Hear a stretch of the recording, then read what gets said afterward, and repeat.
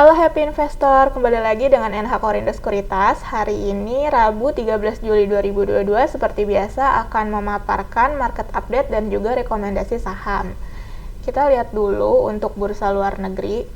Jadi ada The Fed yang bersiap menghadapi inflasi sebesar 8,8%. Investor menghindari aset berisiko dan minati safe haven. Bursa saham Wall Street melanjutkan pelemahan, namun yield US Treasury 10 tahun stabil di bawah 3% dengan inverted yield curve versus US Treasury 2 tahun itu 3,05%. Investor juga meminati safe haven USD dengan DXY kembali menembus level tertingginya di 108,07. CPI headline AS Juni bulanan dan tahunan diproyeksikan 1,1% dan 8,8%. Seiring tingginya harga BBM, gas, dan biaya listrik. Di sisi lain, inflasi inti CPI, ex food and energy Juni bulanan dan tahunan diproyeksikan landai sebesar 0,5% atau 5,7%, menunjukkan konfirmasi inflasi telah mencapai puncaknya, meyakinkan kebijakan moneter The Fed lebih longgar di musim gugur atau September mendatang. Kemudian dari dalam negeri, RDGBI yang sepekan lebih awal dari rapat FOMC membuat investor cenderung wait and see. IHSG dominan bergerak di zona hijau sebelum akhirnya ditutup melemah tipis 4 poin ke level 6718 kemarin. Adapun healthcare dan consumer non-cyclicals memimpin pelemahan sektoral. Selain menantikan data inflasi AS Juni di level konsumen dan produsen yang diproyeksikan tetap tinggi, sikap wait and see investor mencermati perkembangan sejumlah isu RDGBI pada Kamis pekan ketiga mendatang. Di sisi lain, potensi inflasi AS yang tetap tinggi berpeluang kembali membuat The Fed menaikkan FFR antara 50 hingga 75 basis poin akhir Juli mendatang. Di tengah sejumlah sentimen, kami memproyeksikan IHSG bergerak upward dengan kisaran 6.650 hingga 6.800. Untuk most active stocks itu ada Adro, Bumi, BBNI, BEPS, Goto, BBCA, Care, BBRI, NATO, dan ITMG. Kemudian untuk top foreign buy itu ada ITMG, BMRI, PTBA, SMGR, dan WNVR. Sedangkan untuk top foreign sell itu ada BBNI, Bumi, Buka, UNTR, dan Antam. Untuk company news, yang pertama itu ada dari BBNI, di mana mencatatkan kenaikan outstanding KPR sebesar 7,5% secara year on year di 6 bulan pertama tahun ini. Sehingga total portofolio KPR BBNI per Juni 2022 telah mencapai 51,2 triliun rupiah. Dengan capaian tersebut, BNI optimis bisa mencapai target pertumbuhan KPR yang ditetapkan di atas 8% secara year on year.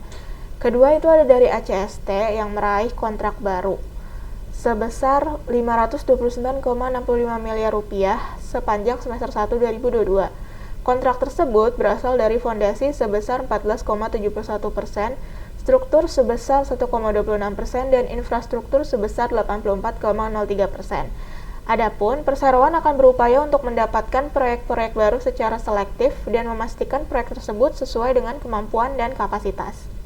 Yang ketiga ini ada dari PT Panca Mitra Multi Perdana Tbk atau PMMP yang mengantongi restu right issue maksimal 784 juta lembar dengan nominal Rp100.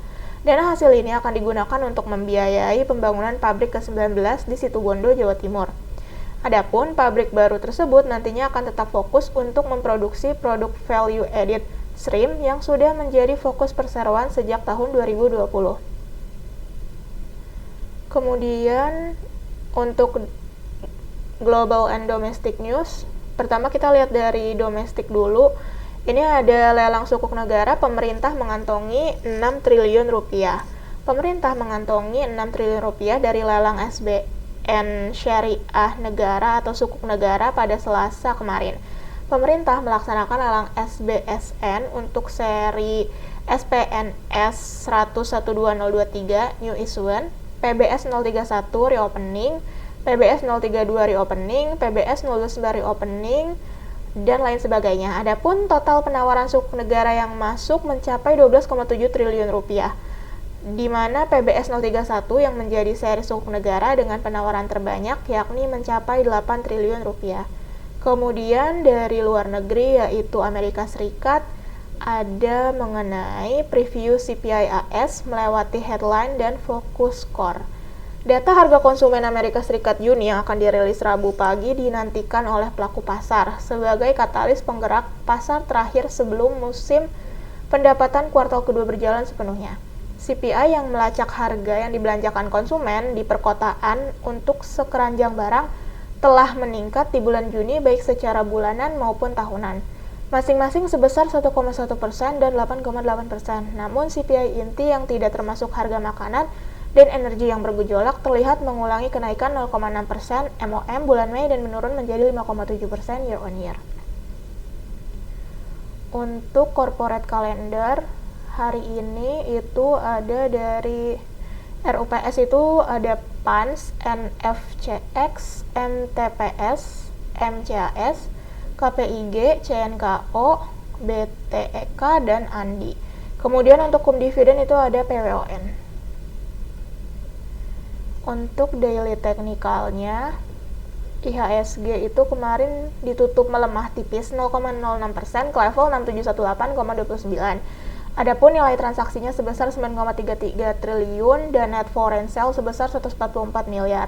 Prediksi hari ini kami memprediksi upward pada kisaran 6650 hingga 6800. Indikasinya itu candle ditutup melemah di atas MA5, tekanan jual mulai mereda terlihat dari indikator MACD histogram yang menuju ke area positif.